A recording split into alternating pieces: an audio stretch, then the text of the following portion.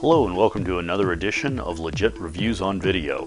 I'm Bill Henschel, and today we're going to look at the Kingston Y Drive, a flash-based wireless storage drive for your iPad, iPhone, and iPod Touch.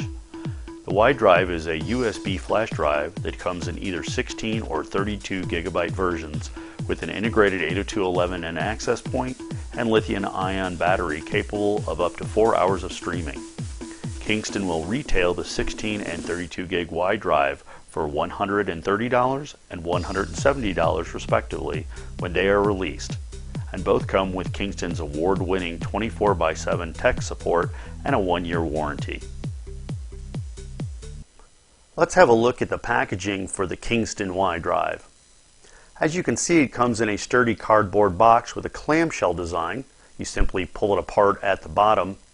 On the top of the package is the Y Drive itself.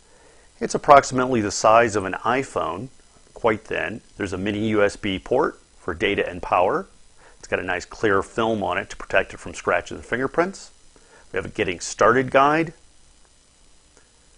a fold-out USB power plug for the wall so you can power up the device, and finally a USB to mini USB cable is included so you can connect it either to power or your computer. Okay, now to put files on the Y Drive, it's a pretty simple procedure. I simply look for an open USB port and plug it in, ideally a USB 2.0 port, that is what the Y Drive supports, and it will show up on your system just as another hard drive. There it is. So if I go ahead and open that up, you can see the folders and files that come on it standard from the factory, and I'm simply going to add to that with this legit movie that I want to watch. So I'm going to bring this over and drag it on there. You can see, if I can catch it, it's about 20 megasecond on USB 2.0. Now that I have that movie on there, I'm simply going to disconnect the Y Drive and connect to it from the wireless. Okay, now that we have our files on the Y Drive, I'm going to go ahead and connect to it through my iPad. In order to do that, I bring up my iPad and touch on Settings, go to the wireless, switch the wireless from my home network to the Y Drive network. Then I go into the Y Drive application and touch on the home button. I can see my Y Drive. I touch on that, and here's a list of everything that's on the Y Drive.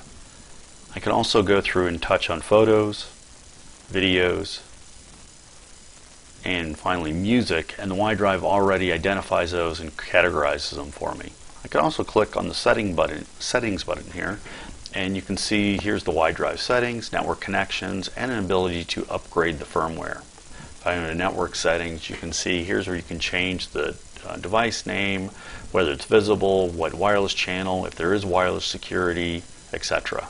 If I go back and go on network, this is where it's really interesting. You can see this brings up a list of all the wireless access points. If I click on my home network and type in the password, the Y Drive, unfortunately it reboots, but when it does reboot and comes back up, you can see I'm now connected to my home network and I've got an IP address.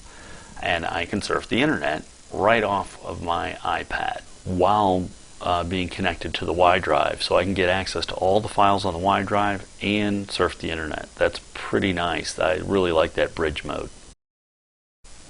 I wanted to test Kingston's claim that you could simultaneously stream things to 3 different Apple devices, so I set up my little experiment. I have an iPhone 3GS streaming one video, an iPad 2 streaming another video, and an iPhone 4 streaming audio. As you can see, all 3 are working flawlessly with no delay or jitter. In conclusion, I wanted to say I really like the form factor as it can slip right into your pocket. I also like how it uses flash memory so it can handle the jars and bumps of everyday life.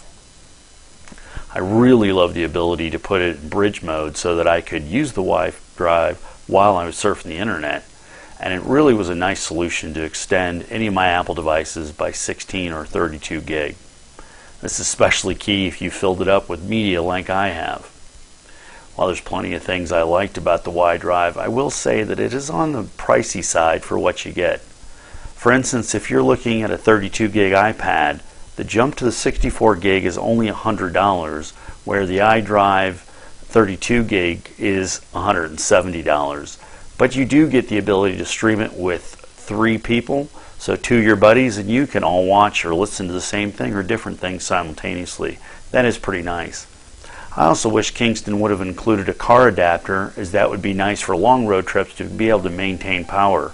I did find the battery life to be just a little less than 3 hours if you had heavy streaming going on. My legit bottom line, this is a great way to add capacity to your Apple portable devices, but it is a bit expensive for the amount of additional capacity you gain. This is Bill Henschel, and thanks for watching another Legit Reviews on Video.